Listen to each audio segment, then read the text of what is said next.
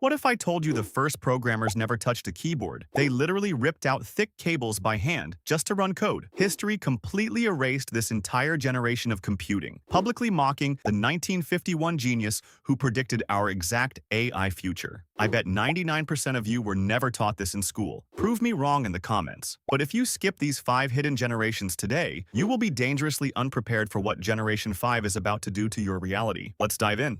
First generation, 1940s to 1950s, the room-sized monsters. Look at the device you're watching this on. It's sleek, powerful, and fits right in your hand or on your desk. Now, completely erase that image from your mind. We are going back to the 1940s, an era when computers didn't have touchscreens or apps. They had vacuum tubes, generated extreme heat, and were so massive they literally needed their own buildings. Think less MacBook and more industrial science experiment with an electricity bill that could bankrupt a small country. The granddaddy of them all was ENIAC. Funded by the US Army and built during World War II, its main job was to crunch the complex math for artillery firing tables. And to give you an idea of how much of a beast this thing was, engineers packed 18,000 vacuum tubes into 1,800 square feet of space. That's roughly the size of a modern house. It weighed a crushing 30 tons and chugged 150 kilowatts of power just to stay on.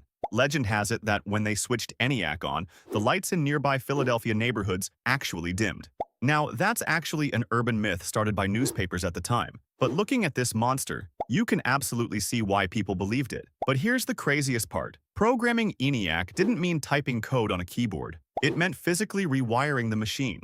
Engineers would spend days plugging thick cables and flipping heavy metal switches just to change what the computer calculated. Imagine having to rearrange the heavy furniture in your entire house just to open a different app on your phone. That was computing in the 1940s. But this kind of power couldn't stay a military secret forever. In 1951, the UNIVAC 1 hit the scene. This was America's first commercially produced computer, and it instantly made history by correctly predicting Dwight Eisenhower's 1952 presidential landslide on live television. The funny thing? CBS executives completely panicked. A machine predicting politics sounded so much like science fiction that they actually refused to broadcast the computer's prediction until the real votes proved it right. Sure, ENIAC could perform around 5,000 additions per second, which felt like pure magic back then. But living with these machines was brutal. Those 18,000 vacuum tubes, they burned out constantly. You'd average a system crash every 48 hours, requiring a technician with a soldering iron to physically hunt down the dead tube. The heat was unbearable, requiring industrial air conditioning to run 24/7. And forget about hard drives or cloud storage. Your data was fed into the machine using stacks and stacks of paper punch cards. If you tripped and dropped them on the floor, congratulations. Your program is now a 500-piece puzzle. Only governments, militaries, and massive corporations could afford these machines. To the average person, they were mysterious, intimidating, and strictly reserved for scientists in lab coats. But this first generation of room-sized monsters proved one revolutionary concept. Machines could finally calculate faster than the human brain. And that single idea changed the world. But it was only the beginning. Wait until you see what happened when they finally figured out how to shrink them down. Second generation, 1950s to 1960s. Welcome to the second generation. This is the era when computers finally went from being unreliable, giant room heaters to something actually practical. Don't get me wrong, they were still massive, and they were still incredibly expensive. But finally, they weren't catching fire every other week. The ultimate game changer here was the transistor. Invented back in 1947 at Bell Labs, this tiny piece of tech completely killed off the vacuum tube. Transistors were smaller, faster, cheaper, and way more reliable. Suddenly, one single transistor could do the exact same job as a bulky vacuum tube, but using a fraction of the power and generating way less heat. Because of this, we got major commercial heavy hitters like the IBM 7090 in 1959. It quickly became the backbone of scientific computing. In fact, NASA used it for their early space missions. If you've ever seen that grainy old footage of mission control rooms packed with giant machines and blinking lights, you're looking at peak second-generation hardware. But the real commercial rock star was the IBM 1401, also introduced in '59. This was the machine that brought computers out of the lab and into the office. Suddenly, banks, insurance companies, and regular corporations had access to serious data processing. Over 12,000 of these units were installed worldwide. For the first time ever, computers weren't just military secrets, they were business tools. And because businesses were now buying computers, the way we talked to them had to evolve too.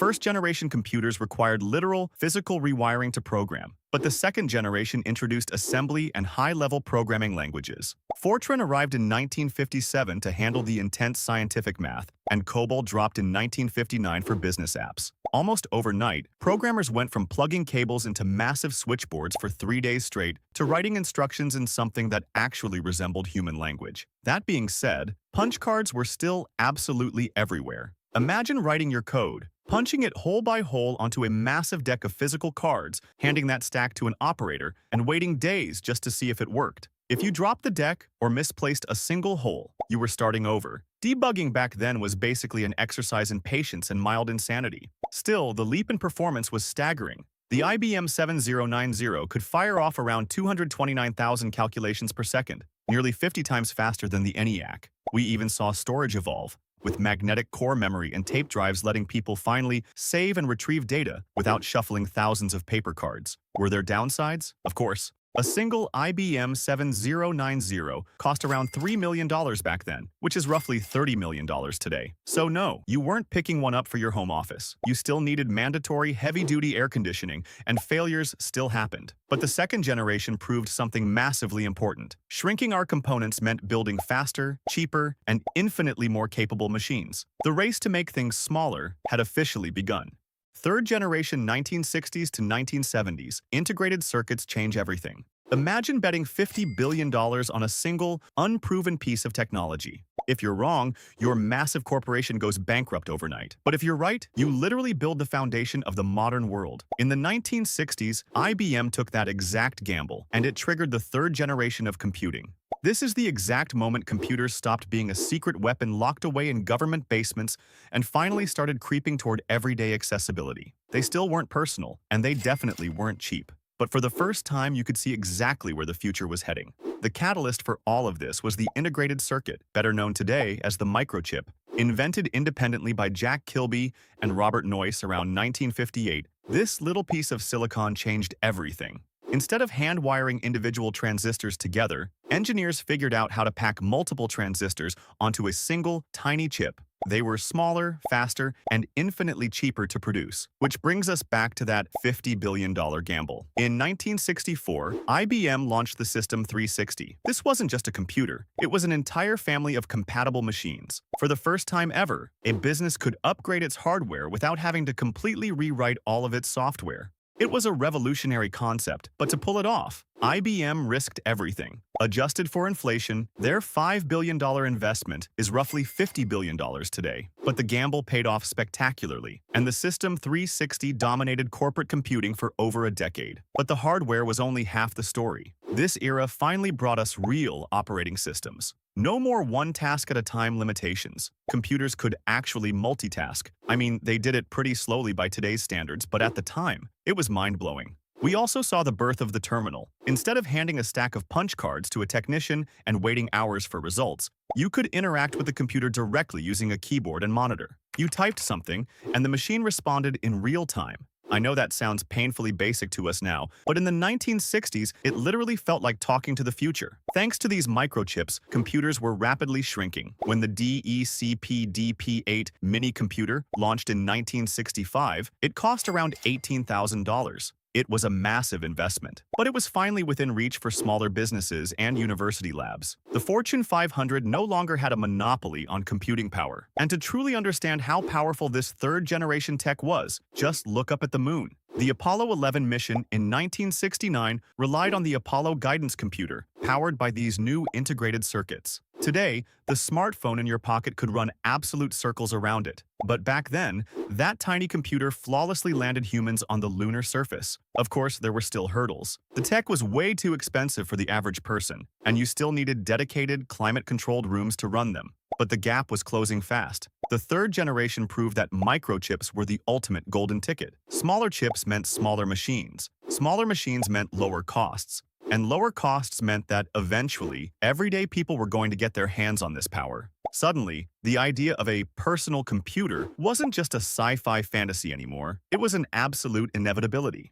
Fourth generation, 1970s to present. The microprocessor revolution. Right now, you are watching this on a device that would have been pure magic 50 years ago. Welcome to the fourth generation of computers. This era dragged computers out of massive basements and put them right into our pockets. And it all started with one ridiculously tiny chip. In 1971, Intel created the first microprocessor. Imagine an entire computer brain squeezed onto a piece of silicon smaller than your fingernail. By 1974, this tech powered the Altair 8800, the first true personal computer. But it was just a metal box. No keyboard, no screen. You had to program it by flipping tiny switches. It sounds awful, but hobbyists loved it. The PC revolution had begun. Soon, Apple entered the picture. In 1977, the Apple II changed the game because it actually had a keyboard and a color screen. Suddenly, families were buying them. Then in 1981, IBM launched their PC. It made computers serious tools for business, and an entire industry exploded overnight. But early computers were hard to use. You had to type confusing text commands just to open a file. Thankfully, Apple and Windows introduced the mouse and the visual desktop. Pointing and clicking meant anyone could use a computer. Then, the 1990s hit, and the internet changed everything. We traded heavy encyclopedias for websites and letters for instant emails. The world shrank. Year after year, chips got smaller and incredibly fast. By 2007, the iPhone put a supercomputer directly in our hands. Just think about this. The phone you are holding right now is millions of times more powerful than the computers that sent humans to the moon. It isn't perfect, though. We deal with devices that break after a few years, privacy risks, and screen addiction. And despite holding all human knowledge, we mostly use these miracles to argue online and watch cat videos. Still, this era gave computing to everyone. So, I'm curious. What was your very first computer? An Apple II? A noisy Windows 95 tower? Let me know in the comments.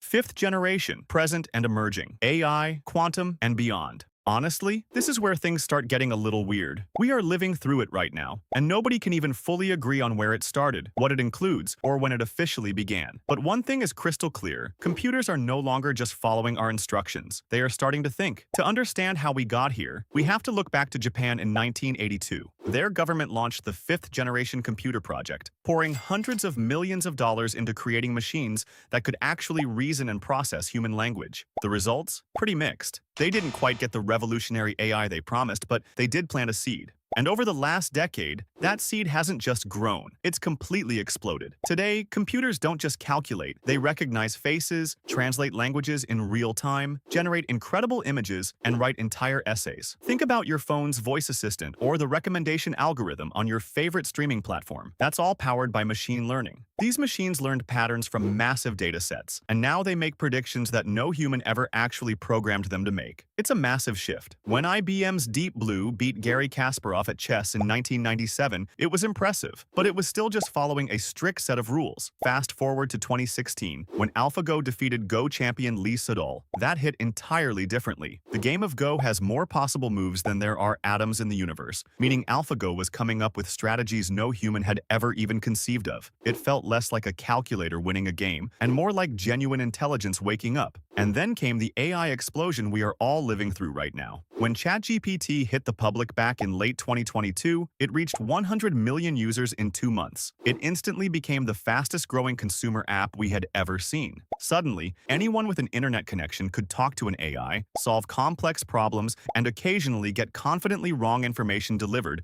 with absolute deadpan certainty. Welcome to the future, right? But here's the thing. To make all this incredibly smart software work, the physical hardware had to completely change too. Enter parallel processing. Instead of one processor handling tasks sequentially, one by one in a line, multiple processors now work simultaneously. GPUs, that were originally designed just to make video games look good, are now the engines powering massive AI training models. Companies have built specialized chips that evolved specifically to support this new intelligent software. And if that wasn't mind-bending enough, we need to talk about quantum computing. This isn't just an incremental upgrade to the chips we have now. This is entirely different physics. Classical computers use bits that represent either a 0 or a 1. It's like a light switch, on or off. Quantum computers use qubits. Because of a quantum property called superposition, a qubit can be a 0, a 1, or both at the exact same time. This means they can solve certain extremely complex problems exponentially faster than traditional computers. Back in 2019, Google claimed quantum supremacy by solving a problem in 200 seconds that would have taken a classical supercomputer 10,000 years. Now, practical quantum applications are still a bit limited today. Current quantum computers are fragile. They require extreme cooling near absolute zero, and they still make errors. But the progress is accelerating fast. Once this tech fully matures, it's going to completely transform fields like cryptography, drug discovery, and materials science. But what about the downsides? Oh, there are plenty. AI bias is a real issue because these models reflect the biases hidden in their training data. Job displacement concerns are growing every day. Deepfakes are making disinformation easier than ever, and our privacy is eroding faster than we can track. Ethical frameworks are lagging way behind the tech. And remember that quantum computing we just talked about? Once those machines get powerful enough, they threaten to break our current encryption standards, potentially exposing all of our secure communications. The fifth generation isn't a clean, neat category like the generations before it. It's an ongoing, messy transformation. AI capabilities expand every single month. The line between tool and intelligence is getting blurrier by the minute. We're not just using computers anymore. We're collaborating with them. Sometimes we're arguing with them. And occasionally, we're being corrected by them. So that is the story of computer generations. We went from room-sized vacuum tube monsters that could barely do basic math to AI systems generating art and quantum machines literally exploiting the fabric of reality. Every single generation solved the massive headaches of the one before it and completely unlocked new possibilities. It's crazy to think that roughly every decade brought a totally revolutionary change. I'm curious, though, which generation did you actually grow up with? Were you feeding punch cards into a mainframe, swapping floppy disks, booting up to that incredibly satisfying Windows 95 startup sound? Or did you just enter the game with a smartphone already in your pocket? Drop it in the comments below. I'd love to read through them. And hey, if you found this video useful, consider hitting that subscribe button. It genuinely helps the channel out and motivates me to keep making these deep dives for you.